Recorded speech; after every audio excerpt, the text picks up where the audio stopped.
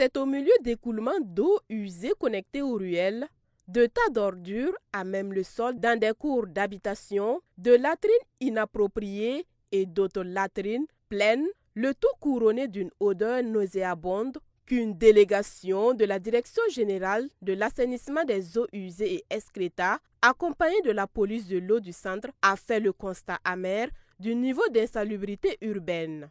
Nous sommes dans le quartier Paglaïri, dans le secteur 52 de Ouagadougou. Avant toute justification, place à l'expression du mécontentement. Donc voyez-vous, vous êtes obligé de fermer les narines parce que ça sent. Dans ton propre quartier. Si on vous attrape, ce n'est pas le bailleur qui va venir payer. Par exemple, elle, si on la prenait tout, c'est elle qui allait payer la contravention. Ou bien. Après des tentatives d'explication des habitants concernant cette insalubrité criarde, les raisons ont été jugées non recevables et des convocations ont été émises à l'issue des échanges. Imaginez la répercussion sur votre santé et sur la santé des autres. Voilà. Ici, nous sommes sortis aujourd'hui pour vous dire, ça là, ça doit cesser. Ça doit cesser. Si on revient, en tout cas dans quelques semaines, et puis on voit ça, voilà. En tout cas, je pense que la loi va s'appliquer dans toute sa rigueur. Et vous êtes au courant que la loi interdit formellement de déverser les eaux sur la voie publique ou dans les caniveaux. Chaque ménage est tenu d'aménager un coin de déversement des eaux dans sa cour. S'il n'y en a pas, dites au bailleur de le faire. La visite se poursuit et le constat reste le même. Ici, une odeur nauséabonde nous accueille dans cette habitation commune où visiblement le puits perdu est rempli et déborde vers l'extérieur. Un des habitants tente de s'expliquer. Même si je fais la vidange de la fosse d'ici moins de 2 mois, elle va se remplir encore, donc c'est compliqué. Plus loin, la situation est encore pire. Une cour où habitent des serveuses d'un maquis local où l'insalubrité semble la norme. Les habitantes côtoient ici les tas d'ordures sans gêne et préparent même leur repas à côté. Nous ne pouvons que dire que nous sommes désolés de voir les déchets qui sont derrière nous parce que les déchets ne sont pas à leur place. Alors, normalement, il devait y avoir une poubelle devant la porte qui servirait de bocal de stockage de ces déchets-là.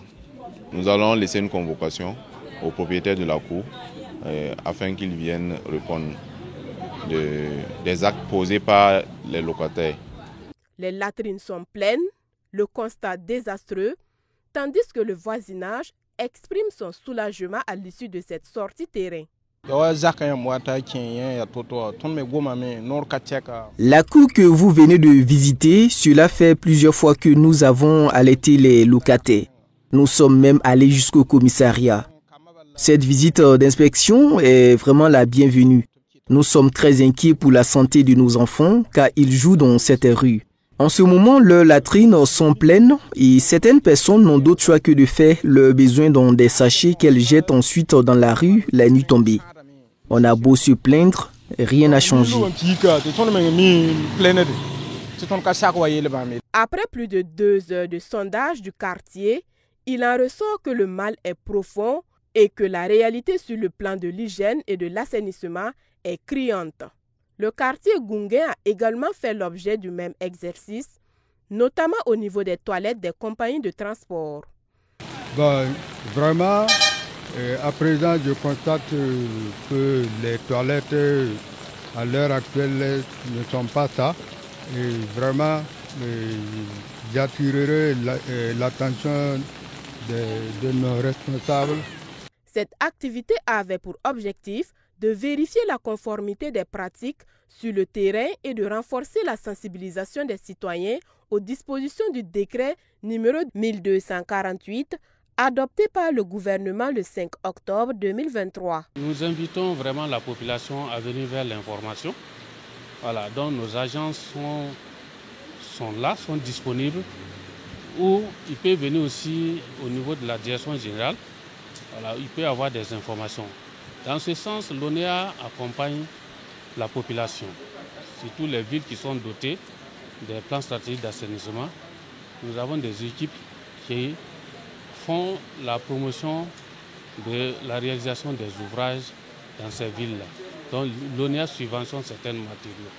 L'opération conjointe d'inspection, de contrôle et de sensibilisation a concerné des zones critiques de la ville de Ouagadougou et prévoit de s'étendre à tous les quartiers dans les jours à venir.